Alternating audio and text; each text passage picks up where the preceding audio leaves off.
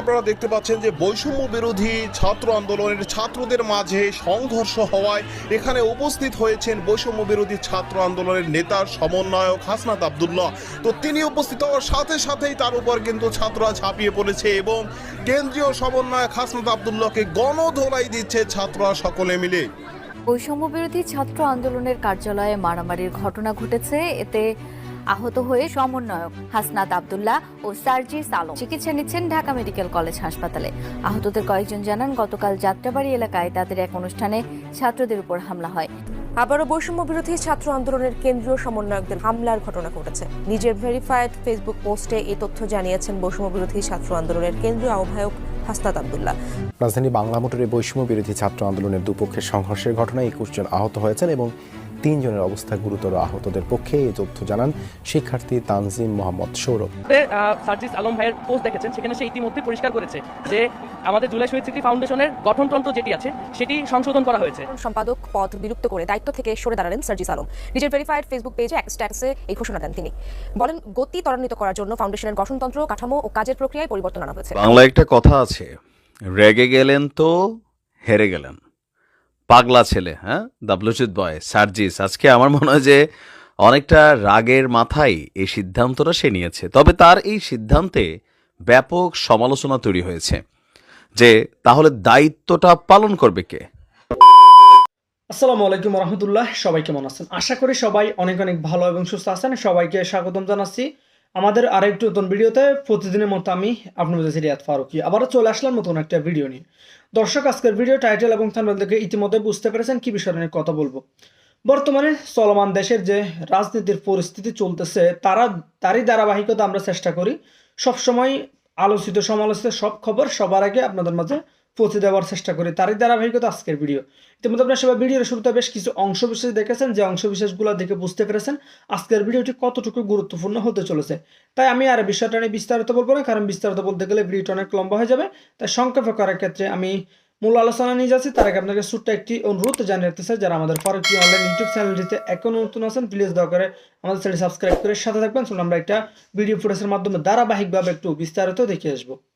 সার্জিস আলম ভাইয়ের পোস্ট দেখেছেন, সেখানে সে ইতিমধ্যে পরিষ্কার করেছে যে আমাদের জুলাই শহীদ স্মৃতি ফাউন্ডেশনের গঠনতন্ত্র যেটি আছে সেটি সংশোধন করা হয়েছে, যাতে আমরা অধিকতর স্বচ্ছতার সাথে এবং ইফেক্টিভভাবে আমরা জুলাই শহীদ স্মৃতি ফাউন্ডেশনের যে সেবাগুলো আছে সেগুলো আহত এবং শহীদ পরিবারদের কাছে পৌঁছে দিতে পারি। সেই প্রেক্ষিতেই আমাদের গঠনতন্ত্র অনুযায়ী এখন 3টি বডি হয়েছে। একটি হলো গভর্নিং বডি, একটি হলো এক্সিকিউটিভ বডি এবং আরেকটি হলো সাধারণ পরিষদ বডি। গভর্নিং বডিতে ডক্টর মোহাম্মদ ইউনূস স্যার সহ আমাদের যারা উপদেষ্টা মহোদয়রা আছে তারা গভর্নিং বডির সদস্য। তারা আমাদেরকে বিভিন্ন রকম দিক নির্দেশনা দিবে আমাদেরকে এক্সিকিউট করার জন্য। আর এক্সিকিউটিভ কমিটির হেড হিসেবে আমি আছি, সিইও হিসেবে, এবং আমি মাঠের যে কাজগুলো ইমপ্লিমেন্টেশন করা দরকার সেগুলো হেড হিসেবে আমি সেগুলো ইমপ্লিমেন্টেশন করবো।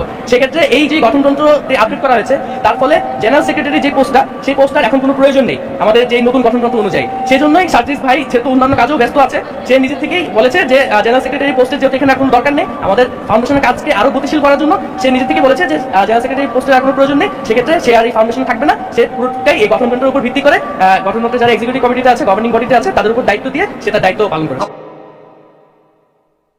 জুলাই শহীদ স্মৃতি ফাউন্ডেশনের সাধারণ সম্পাদক পদ বিলুপ্ত করে দায়িত্ব থেকে সরে দাঁড়ালেন সার্জিস আলম। নিজের ভেরিফাইড ফেসবুক পেজে এক স্ট্যাটাসে এই ঘোষণা দেন তিনি। বলেন, গতি ত্বরান্বিত করার জন্য ফাউন্ডেশনের গঠনতন্ত্র, কাঠামো ও কাজের প্রক্রিয়ায় পরিবর্তন আনা হয়েছে। এখন থেকে এক্সিকিউটিভ কমিটির পুরো অফিসের সার্বিক বিষয় পরিচালনা করবে। Chief executive officer Mir Mahbubur Rahman স্নিগ্ধ অফিসের প্রধান হিসেবে দায়িত্ব পালন করবেন। প্রধান উপদেষ্টা সহ 4 উপদেষ্টার নেতৃত্বে গভর্নিং বডি ফাউন্ডেশনের পলিসি মেকিং এ কাজ করবে। ফাউন্ডেশনের প্রয়োজনীয় সময় দেওয়া সম্ভব নয় বলে দায়িত্ব থেকে সরে দাঁড়ানোর ঘোষণা দেন সার্জিস আলম।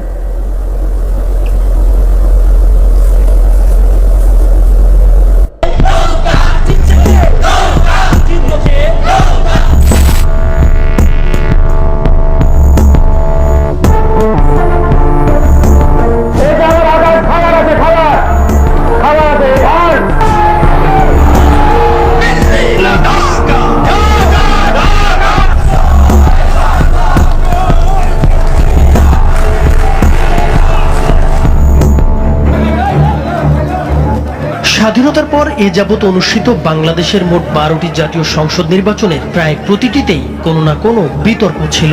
এমনকি বঙ্গবন্ধু শেখ মুজিবুর রহমানের শাসন আমলে অনুষ্ঠিত 1973 সালের প্রথম জাতীয় সংসদ নির্বাচন, 1979 সালে জিয়াউর রহমানের আমলে অনুষ্ঠিত বাংলাদেশের দ্বিতীয় জাতীয় সংসদ নির্বাচনও বিতর্কের ঊর্ধ্বে ছিল না। মোট 12টি জাতীয় নির্বাচনের মধ্যে মাত্র 4টি নির্বাচন হয়েছে নির্দলীয় তত্ত্বাবধায়ক সরকারের অধীনে, আর বাকিগুলো অনুষ্ঠিত হয়েছে দলীয় সরকার এবং সামরিক শাসনের অধীনে। এসব নির্বাচনের পরে আওয়ামী লীগ 6 বার, বিএনপি 4 বার ও জাতীয় পার্টি 2 বার সরকার গঠন করে। অধিকাংশ নির্বাচনের পরই অভিযোগ উঠেছে জালিয়াতি, কারচুপি আর অনিয়মের। 1973 সালে বাংলাদেশের প্রধানমন্ত্রী ছিলেন শেখ মুজিবুর রহমান। দেশব্যাপী আওয়ামী লীগের ব্যাপক জনপ্রিয়তা ছিল সে সময়। নির্বাচনের পরে দেখা যায় মোট 300 আসনের 293টিতে জয় পেয়েছে শেখ মুজিবুর রহমানের আওয়ামী লীগ। তবে বিরোধী দলগুলো এই নির্বাচনে কারচুপির অভিযোগ তোলে। বিরোধীদের মধ্যে জাতীয় লীগ ও জাতীয় সমাজতান্ত্রিক দল জাসদের 1 জন করে এবং স্বতন্ত্র 5 জন প্রার্থী বিজয়ী হয়েছিলেন। শেখ মুজিবুর রহমানের নেতৃত্বাধীন আওয়ামী লীগ সরকারের এই সংসদের মেয়াদ ছিল 2 বছর 6 মাস। বাংলাদেশের প্রত্যেকটি পত্রিকাকে আজকে 2-1টি পত্রিকা ছাড়া সবগুলি সরকারি নিয়ন্ত্রণে আজকে নেওয়া হয়েছে। জিয়াউর রহমানের নেতৃত্বাধীন বিএনপি ক্ষমতায় আসে 1979 সালে অনুষ্ঠিত বাংলাদেশের দ্বিতীয় জাতীয় সংসদ নির্বাচনের মধ্য দিয়ে। এই নির্বাচনেও ব্যাপক কারচুপির অভিযোগ তোলে আওয়ামী লীগ সহ বিরোধী রাজনৈতিক দলগুলো। মোট 29টি রাজনৈতিক দল এই নির্বাচনে অংশ নেয়। এই সংসদের মেয়াদ ছিল 3 বছর। আপনারা আমার জন্য দোয়া করবেন, আমি আপনাদের কথা দিচ্ছি। 1986 সালে অনুষ্ঠিত হয় তৃতীয় জাতীয় সংসদ নির্বাচন। নির্বাচনে জাতীয় পার্টি 153টি আসন পেয়ে জয়লাভ করে। বিএনপি এই নির্বাচন বর্জন করলেও আওয়ামী লীগ নির্বাচনে অংশ নেয় এবং মোট 76টি আসনে জয়লাভ করে সংসদে বিরোধী দলের ভূমিকা পালন করে। অন্যান্য নির্বাচনের মতো এই নির্বাচনেও ব্যাপক কারচুপির অভিযোগ করা হয়। এই সংসদের মেয়াদ ছিল 17 মাস। শুধুমাত্র আপামর জনগোষ্ঠীর কল্যাণ সাধনে 1988 সালে অনুষ্ঠিত হয় বাংলাদেশের চতুর্থ জাতীয় সংসদ নির্বাচন। আওয়ামী লীগ ও বিএনপি সহ অধিকাংশ রাজনৈতিক দল এই নির্বাচন বর্জন করে। প্রধান বিরোধী দলগুলো অংশ না নেয়ায় ব্যাপকভাবে বিতর্কিত ছিল এই নির্বাচন। জাতীয় পার্টি 251টি আসন পেয়ে জয়লাভ করে সরকার গঠন করে। এই সংসদেরও মেয়াদ ছিল 2 বছর 7 মাস। 16 বছরের রাষ্ট্রপতির শাসন থেকে গণতান্ত্রিক সরকার পদ্ধতি উত্তরণের ব্যাপারে বিএনপি সরকার যে বাংলাদেশের ইতিহাসে প্রথমবারের মতো নিরপেক্ষ সরকারের অধীনে অনুষ্ঠিত হয় 1991 সালের 5ম জাতীয় সংসদ নির্বাচন। নির্বাচনে 2টি প্রধান রাজনৈতিক দল আওয়ামী লীগ ও বিএনপি সহ 75টি রাজনৈতিক দল অংশ নেয়। এই নির্বাচনে 140টি আসন পেয়ে জয়লাভ করে বিএনপি। আওয়ামী লীগ পায় 88টি। এই নির্বাচনের পরেও আওয়ামী লীগের সভানেত্রী শেখ হাসিনা নির্বাচনে সূক্ষ্ম কারচুপি হয়েছে বলে অভিযোগ তুলেছিলেন। খালেদা জিয়ার নেতৃত্বাধীন বিএনপির এই সংসদের মেয়াদ ছিল 4 বছর 8 মাস। 1996 সালে বাংলাদেশে মোট 2টি নির্বাচন অনুষ্ঠিত হয়। সেবার খালেদা জিয়ার নেতৃত্বাধীন তৎকালীন বিএনপি সরকার আয়োজন করে একটি একতরফা নির্বাচন। বিএনপির দলীয় সরকারের অধীনে অনুষ্ঠিত হওয়া এই 6ষ্ঠ জাতীয় সংসদ নির্বাচন আওয়ামী লীগ, জাতীয় পার্টি, জামায়াতে ইসলামী সহ অনেকগুলো দল বর্জন করে। একতরফাভাবে আয়োজিত এই নির্বাচনে বিএনপি 278টি আসন পেয়ে জয়লাভ করে। এর মধ্যে 49টি আসনে বিএনপি প্রার্থীরা বিনা প্রতিদ্বন্দ্বিতায় নির্বাচিত হয়ে যান। নির্বাচন শেষে বিদেশি গণমাধ্যমগুলো দাবি করে এই নির্বাচনে ভোটার উপস্থিতি ছিল 10%-রও কম। ওই সংসদে আনুষ্ঠানিক কোনো বিরোধী দল ছিল না। একটি মাত্র আসন পেয়ে বিরোধী নেতার চেয়ারে বসেছিলেন শেখ মুজিবুর রহমানের স্বঘোষিত হত্যাকারীদের অন্যতম ফ্রিডম পার্টির সৈয়দ ফারুক রহমান। এই সংসদের মেয়াদ ছিল মাত্র 11 দিন। Adopted by this caretaker government is big difference in terms of rules and regulations. তত্ত্বাবধায়ক সরকারের অধীনে প্রথমবারের মতো 1996 সালেই অনুষ্ঠিত হয় 7ম জাতীয় সংসদ নির্বাচন। আসন সংখ্যার বিচারে বাংলাদেশের নির্বাচনের ইতিহাসে সবচেয়ে জোরালো লড়াই হয়েছিল এই নির্বাচনে আওয়ামী লীগ 146টি আসনে জয়লাভ করে। অন্যদিকে বিএনপি পায় 116টি আসন। এই সংসদের মেয়াদ ছিল 5 বছর। ক্ষমতার মেয়াদ পূর্ণ করে নির্দলীয় সরকারের কাছে ক্ষমতা হস্তান্তর করেছিল আওয়ামী লীগ সরকার। এরপর 2001 সালে অনুষ্ঠিত হয় অষ্টম জাতীয় সংসদ নির্বাচন। নির্বাচনে বিএনপি 193টি আসন পেয়ে যায়, আওয়ামী লীগ পায় মাত্র 62টি আসন। এই নির্বাচনের পর আওয়ামী লীগ নির্বাচনের ফল মেনে নেয়নি। বিএনপি সরকার গঠন করলে আওয়ামী লীগ শুরুতে সংসদেও যোগ দিতে অস্বীকৃতি জানায়। নানা রাজনৈতিক ঘটনার পরে একসময় আওয়ামী লীগ সংসদে যোগ দেয়। এই সংসদের মেয়াদ ছিল 5 বছর। আমি আন্তরিক কৃতজ্ঞতা ও প্রাণঢালা ধন্যবাদ জানাই এদেশের সকল ভোটারকে। 2007 সালে সেই সময়কার বিএনপি সরকারের বিরুদ্ধে তীব্র আন্দোলনের মধ্যে রাজনীতিতে হস্তক্ষেপ করে সেনাবাহিনী। জারি করা হয় জরুরি অবস্থা। সেনাবাহিনী সমর্থিত তত্ত্বাবধায়ক সরকারের অধীনে 2008 সালে অনুষ্ঠিত হয় নবম জাতীয় সংসদ নির্বাচন। এই নির্বাচনে আওয়ামী লীগ 230টি আসন পেয়ে জয়লাভ করে, অপরদিকে বিএনপি পায় মাত্র 30টি আসন। শপথ করিতেছি যে The election in Bangladesh is over. The ruling Awami League returned to power, but the protest... তত্ত্বাবধায়ক সরকার ব্যবস্থা বাতিল করে আবারও দলীয় সরকারের অধীনে দশম জাতীয় সংসদ নির্বাচন আয়োজন করে আওয়ামী লীগ সরকার। বাংলাদেশের ইতিহাসে নির্বাচন পূর্ব সহিংসতার দিক থেকে এই নির্বাচন সব রেকর্ড ছাড়িয়ে যায়। 2013 সালে তফসিল ঘোষণার পর থেকে ভোটের আগের দিন পর্যন্ত নিহত হয় মোট 123 জন, আর ভোটের দিন নিহত হন 19 জন। 38টি জেলায় প্রায় 150-র মতো কেন্দ্রে অগ্নিসংযোগ করা হয়। বিভিন্ন জায়গায় ব্যালট পেপার ও নির্বাচন সরঞ্জাম পুড়িয়ে দেওয়ার ঘটনা ঘটে। প্রধান বিরোধী দল বিএনপি সহ বেশিরভাগ রাজনৈতিক দল আওয়ামী লীগ সরকারের অধীনে নির্বাচনে অংশ না নেওয়ার সিদ্ধান্ত নেয়। রাজনৈতিক দলগুলোর নির্বাচন বর্জন সত্ত্বেও ক্ষমতাসীন আওয়ামী লীগ ও এর জোটভুক্ত দলগুলো সহ মাত্র 12টি দল অংশ নেয় নির্বাচনে। এই নির্বাচনে ক্ষমতাসীন জোট ও তাদের শরিক দলের প্রার্থীরা ভোটের আগেই 300 আসনের মধ্যে অর্ধেকের বেশি অর্থাৎ 153টি আসনে বিনা প্রতিদ্বন্দ্বিতায় নির্বাচিত হয়ে যান। ভোট হয় মাত্র 147টি আসনে। নির্বাচন শেষে আওয়ামী লীগ একাই পায় 234টি আসন, জাতীয় পার্টি পায় 34টি। রাশেদ খান মেনন ও হাসানুল হক ইনুর দলসহ অন্যান্য দল পায় বাকি 16টি আসন। বিরোধী দলসহ অন্যান্যরা এই নির্বাচনকে একতরফা নির্বাচন হিসেবে আখ্যা দেয়। একসাথে দুজন ভোট দিচ্ছেন? কই না তো। আপনি যখন ভোট দিয়েছেন না, ওখানে দেখলাম ভোট দিচ্ছেন। জি না। এরপর 2018 সালের একাদশ জাতীয় সংসদ নির্বাচনও ছিল বাংলাদেশের ইতিহাসের আরও একটি সাজানো একতরফা নির্বাচন। বিএনপি সহ বিরোধী দলগুলো নির্বাচনে অংশ নেওয়া নিয়ে সন্দেহ সংশয় ছিল। তবুও বিএনপির সঙ্গে আরও কিছু দল যুক্ত হয়ে জাতীয় ঐক্যফ্রন্ট নামে একটি রাজনৈতিক জোট গঠন করে। প্রধানমন্ত্রী শেখ হাসিনা জাতীয় ঐক্যফ্রন্ট সহ আরও কিছু দল ও জোটের সঙ্গে সংলাপ করেন এবং সুষ্ঠু নির্বাচনের প্রতিশ্রুতি দেন। এরকম প্রেক্ষাপটে নানা প্রতিকূলতা সত্ত্বেও বিরোধী দলগুলো নির্বাচনে অংশ নেওয়ার সিদ্ধান্ত নেয়। এ নির্বাচনে মোট 39টি দল অংশ নেয়। প্রার্থী ছিলেন 1865 জন। নির্বাচনে আওয়ামী লীগ একাই 258টি আসন পায় বলে নির্বাচন কমিশন ঘোষণা করে। জাতীয় পার্টি পায় 22টি আসন, অপরদিকে জাতীয় ঐক্যফ্রন্টভুক্ত বিএনপি পায় মাত্র 6টি আসন। এ নির্বাচন নিয়ে ট্রান্সপারেন্সি ইন্টারন্যাশনাল বাংলাদেশের এক গবেষণায় বলা হয় 50টি আসনের মধ্যে 47টিতেই কোনো না কোনো অনিয়ম হয়েছে। বিবিসি সহ বেশ কিছু গণমাধ্যমের ক্যামেরায় ধরা পড়ে আগের রাতে ভরে রাখা ব্যালট পেপার ভর্তি ব্যালট বাক্স। জনগণের কাছে এই নির্বাচন রাতের নির্বাচন হিসেবে পরিচিতি পায়। 2024 সালে আওয়ামী লীগ আবারও আয়োজন করে দ্বাদশ জাতীয় সংসদ নির্বাচন। আওয়ামী লীগ সরকারের একতরফা নির্বাচনের প্রস্তুতি দেখে তা বয়কট করে বিএনপি, জামায়াত সহ বেশিরভাগ রাজনৈতিক দল। প্রতিপক্ষবিহীন নির্বাচনকে জমজমাট করতে অভিনব কৌশল নেয় শেখ হাসিনার নেতৃত্বাধীন আওয়ামী লীগ সরকার। নির্বাচনের সমমনা জাতীয় পার্টি জাসদ সহ 14 দল থেকে সমঝোতার মাধ্যমে আলাদা প্রার্থী মাঠে নামানো হয়। একই সঙ্গে নৌকা প্রতীকে নিজ দলের প্রার্থীদের বিরুদ্ধে আওয়ামী লীগ ও সহযোগী সংগঠনের নেতাকর্মীদের প্রার্থী হিসেবে দাঁড় করায় দলটি। নিজেদের প্রতিপক্ষ নিজেরাই নির্বাচনে নজিরবিহীন এবং অভিনব এসব প্রার্থীদের নাম শেখ হাসিনা নিজেই রাখেন ডামি প্রার্থী। এই নির্বাচনে 298টি আসনের মধ্যে 223টিতেই জয়লাভ করে আওয়ামী লীগ, আর স্বতন্ত্র প্রার্থীরা জয় পান 61টি আসনে। জাতীয় সংসদে প্রধান বিরোধী দল জাতীয় পার্টি পায় মাত্র 11টি আসন। এই নির্বাচনকে দেশ ও আন্তর্জাতিক মহল ডামের নির্বাচন হিসেবে আখ্যা দেয়।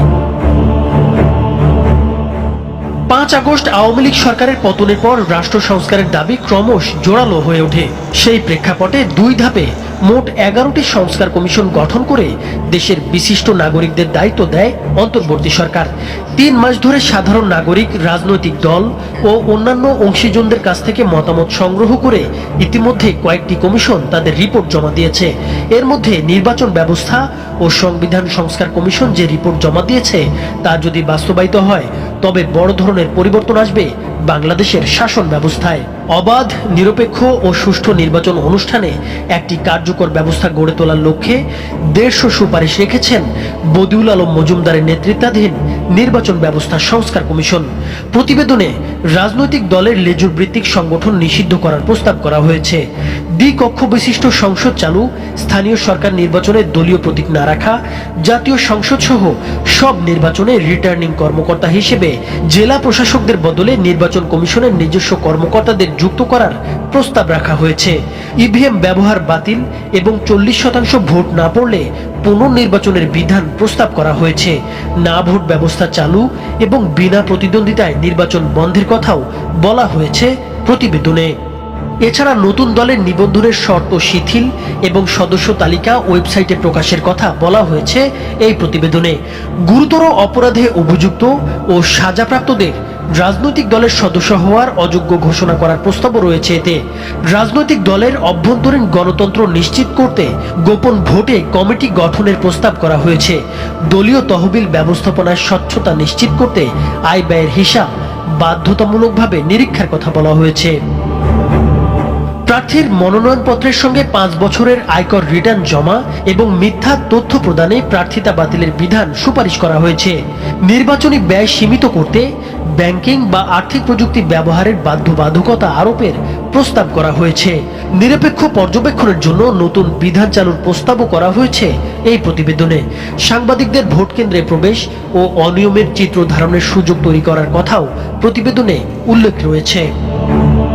এই সুপারিশগুলো বাস্তবায়িত হলে গণতন্ত্র ও স্বচ্ছতা নিশ্চিত করা সম্ভব হবে বলে কমিশন আশা প্রকাশ করেছে। কমিশনের প্রধান বদিউল আলম মজুমদার বলেন, এই সংস্কার কার্যক্রম দেশের নির্বাচন ব্যবস্থা পুনর্গঠনে অত্যন্ত গুরুত্বপূর্ণ। আপনারা বসছেন, আমরা সংসদ ভবনে বসি, এই ইমারতে যেন আর যেন কুচ্ছিত আসতে না পারে।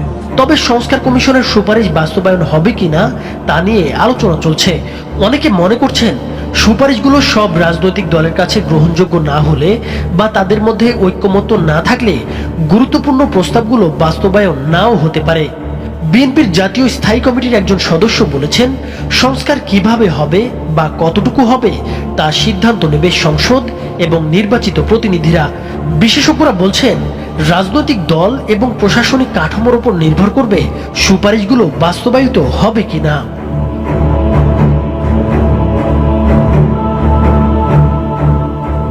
নাইমুর হোসেন, মাছরাঙা টেলিভিশন।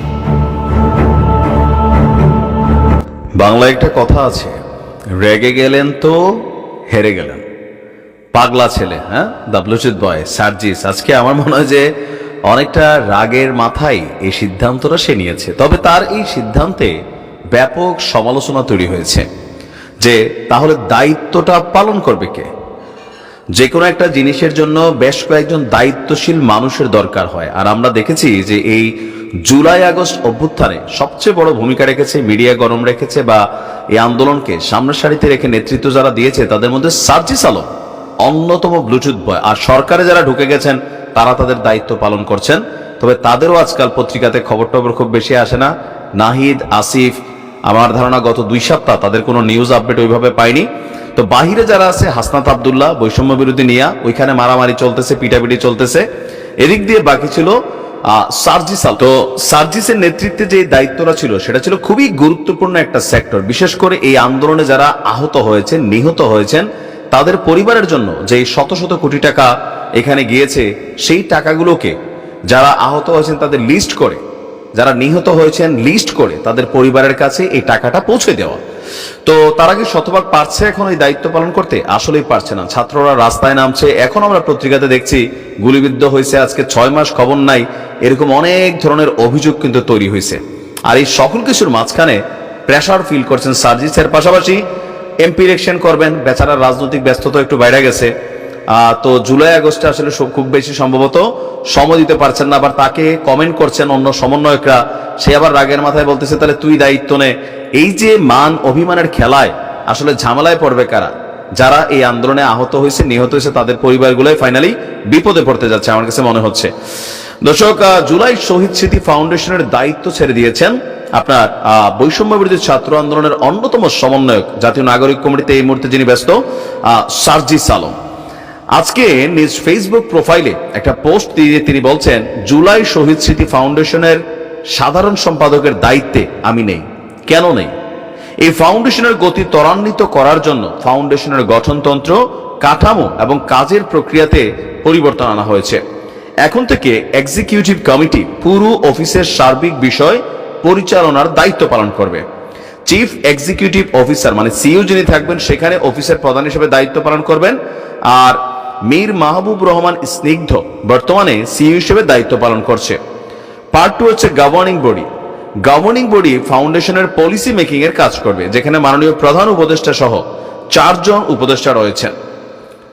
সাধারণ সম্পাদক নামে কোনো পদ এখন নেই। এই ফাউন্ডেশনের প্রথম আর্থিক সহযোগিতা শুরু করে 1 অক্টোবর, অফিস চালু হয়েছে 15 অক্টোবর, সার্জিস দায়িত্ব গ্রহণ করছে 21 অক্টোবর। তার বক্তব্য 31 ডিসেম্বর পর্যন্ত 2 মাসে 10 দিনে সে দায়িত্ব পালন করছে। এরপর দায়িত্ব থেকে সে সরে এসেছে। ফাইনালি আমার সাইনিং অথরিটি 7 জানুয়ারি হস্তান্তর হয় এবং অফিসিয়ালি আমার দায়িত্ব শেষ করি। 31 ডিসেম্বর পর্যন্ত ভেরিফাইড 826 জন শহীদ পরিবারের মধ্যে 628 জনকে সহযোগিতা করা হয়েছে। 11,000 ভেরিফাইড আহতদের মধ্যে 2,000কে সহযোগিতা করা হয়েছে। টাকা আছে। ডাক্তার ইউনুস বলছেন যে এখানে টাকার সমস্যা না, সমস্যা হচ্ছে ম্যানেজমেন্ট। তো সেই ম্যানেজমেন্ট থেকে যদি সার্জিসও সরে যায় তাহলে এগুলো করবে কারা? তার বক্তব্য, যতদিন পর্যন্ত আমি সর্বোচ্চ সময় ফাউন্ডেশনে দিতে পেরেছি আমি দায়িত্ব পালন করেছি। যখন মনে হচ্ছে ফাউন্ডেশনের প্রয়োজনীয় সময় আমার দ্বারা সম্ভব নয়, তখন আমি দায়িত্ব থেকে সরে এসেছি। আমার নিজের কাছে সীমাবদ্ধতা অ্যাড্রেস করা, সেই অনুযায়ী দায়িত্ব গ্রহণ বা ত্যাগ করা দুর্বলতা না। আমি চেষ্টা করছি চেয়ারের দায়িত্বের সঙ্গে থাকতে। এখন সার্জিস আসলে আগামী দিনে নির্বাচন করবে, এমপি ইলেকশন করবে।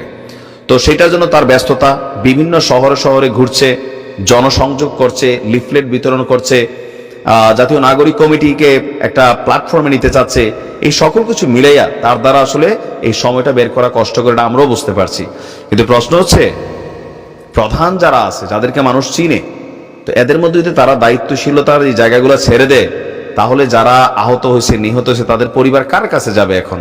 মানে কাকে চিনে পাবলিক? সার্জিসের এমন সিদ্ধান্তে নিশ্চয়ই সবাই হতাশ হয়েছে, আমিও হতাশ হয়েছি। আর দেখা যাক আসলে এরা কি করে, সময় বলবে। অবশ্যই বিষয়টি আপনার মতামত কমেন্টে জানাবেন। কারা পরবর্তীতে অর্থাৎ ডক্টর নিজে রাষ্ট্র চালাচ্ছেন সেটাকে আপনার কতটুকু সমর্থন করেন, এটা নিয়ে আপনার মতামত দ্রুত জানাতে পারেন কমেন্ট সেকশনে। ধন্যবাদ সবাইকে, ভালো থাকবেন, সুস্থ থাকবেন, আল্লাহ হাফেজ। শেখ হাসিনা ও জয়ের ডলার পাচারের অভিযোগ অনেকটাই সত্য বলছেন দুদক চেয়ারম্যান।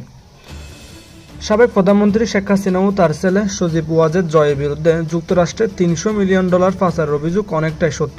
একথা জানিয়েছে দুর্নীতি দমন কমিশনের দুদক চেয়ারম্যান ডক্টর মোহাম্মদ আব্দুল মোমেন। বলেছেন, তাদের বিরুদ্ধে তদন্ত করে ব্যবস্থা নেওয়া হবে। রোববার 22 সেপ্টেম্বর বিকেলে প্রথম গণমাধ্যম কর্মীদের সঙ্গে মতবিনিময় সভায় দুদক চেয়ারম্যান এসব কথা বলেন। সাংবাদিকদের সাথে মতবিনিময়ে দুদক চেয়ারম্যান বলেন, এ সময় দুদকের বিরুদ্ধে নানান অভিযোগ যৌক্তিক জানিয়ে প্রভাব মুক্তভাবে স্বচ্ছ তদন্ত করার প্রতিশ্রুতি দেন দুদক চেয়ারম্যান। টানা 15 বছর ক্ষমতাকে কুক্ষিগত করে দেশকে দুর্নীতির এক স্বর্গরাজ্য গড়ে তুলেছিলেন আওয়ামী লীগ সরকার। দলের প্রভাব কাটিয়ে বিভিন্ন প্রকল্প ভাগিয়ে নিয়ে দুর্নীতি আর টাকা পাচারের প্রতিযোগিতায় নেমেছিল আওয়ামী লীগের তৃণমূল নেতাকর্মী থেকে শুরু করে হাইকমান্ড পর্যন্ত। গণ অভ্যুত্থানে সাবেক শেখ হাসিনার পতনের পর তাদের দুর্নীতি ফিরিস্তি বের হচ্ছে প্রতিদিনই। তাদের দুর্নীতির এই মহাযজ্ঞে সাবেক প্রধানমন্ত্রী শেখ হাসিনা ও তার ছেলে সজীব ওয়াজেদ জয়ও পিছিয়ে নেই। দেশ থেকে $300 মিলিয়ন যুক্তরাষ্ট্রে পাচার অভিযোগ রয়েছে তাদের বিরুদ্ধে। বিষয়টি আমলে নিয়ে তদন্ত শুরু করেছে দুদক। সবাই সাংবাদিকদের এই সংস্থার নানান অনিয়ম সংস্থাকে কুক্ষিগত করাও কর্মকর্তাদের দুর্নীতির বিষয়টি সামনে এনে নতুন কমিশনের অবস্থান জানতে চাইলে কমিশনাররা বলেন, কারো ভয়ভীতি দুদকের তদন্ত প্রভাবিত করতে পারবে না বলে জানান কমিশনার ব্রিগেডিয়ার জেনারেল অব হাফিজ আহমেদ ফরিদু, কমিশনার মিয়া মোহাম্মদ আলী আকবর। দর্শক বিস্তারিত জানতে দর্শক ভিডিওটি ভালো লাগলে অবশ্যই শেয়ার করে দিবেন। ধন্যবাদ সবাইকে।